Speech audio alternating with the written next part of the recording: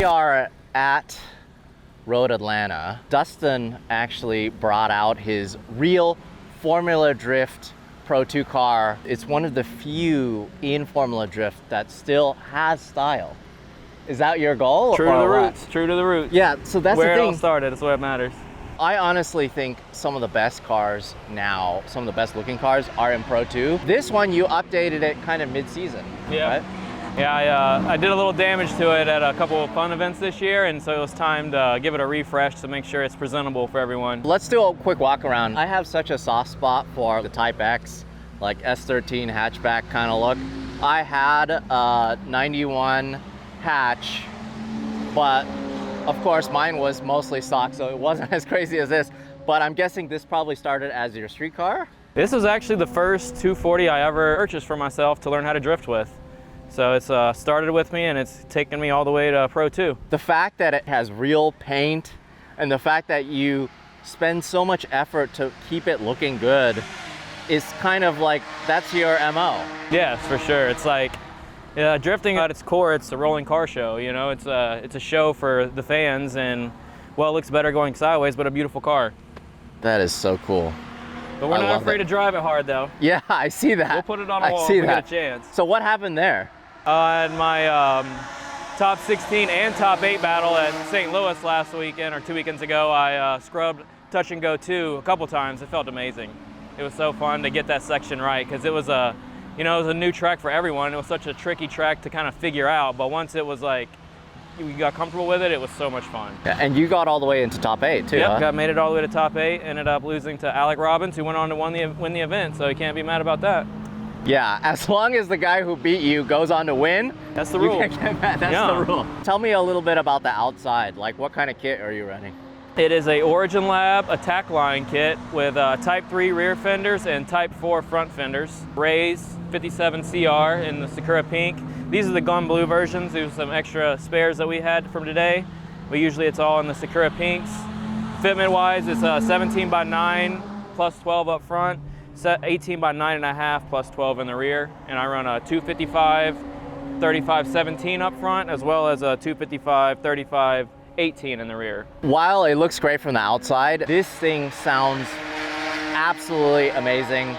Every time you come by, it's just, you're off the rev limiter, you're just screaming. A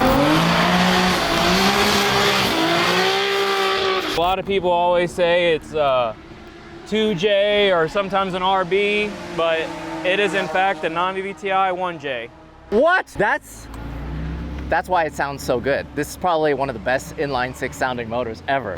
That is amazing. That's why I chose to keep it true 1J, because I love the sound. It's so amazing. So is it still a 2.5 liter? 2.5 liter, forged bottom end with Arius pistons, Tomei rods, built head, shimless buckets, 288 Crowler 2JZ cams that were machined down for the 1J.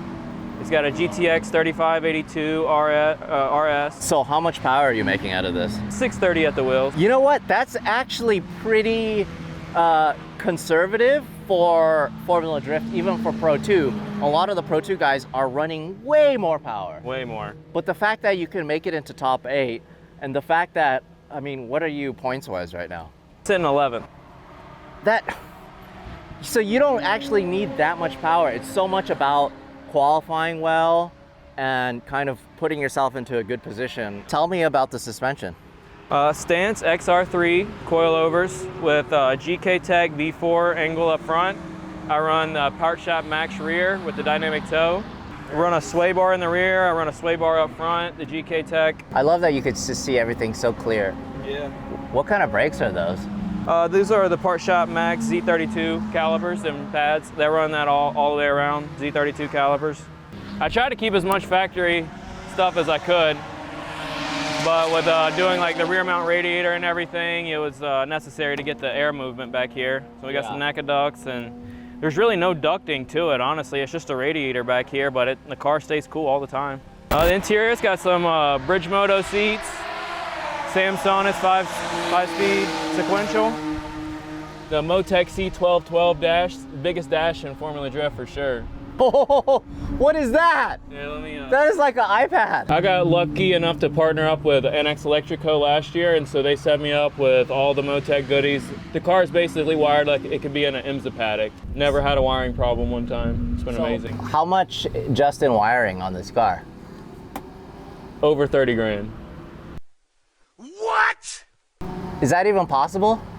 30 grand? You can see it right there, the Motec M130 and the PDM 30, right down there, along with all the goodies. Oh my God. So that's kind of the thing is, it flies under the radar in a way, right? Oh yeah. You've done so much and you have so much invested into this car.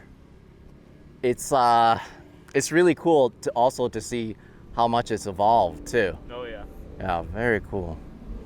Well, thank you so much for bringing it out. Dude, this guy's a ripper. This guy, we have so much awesome footage of him.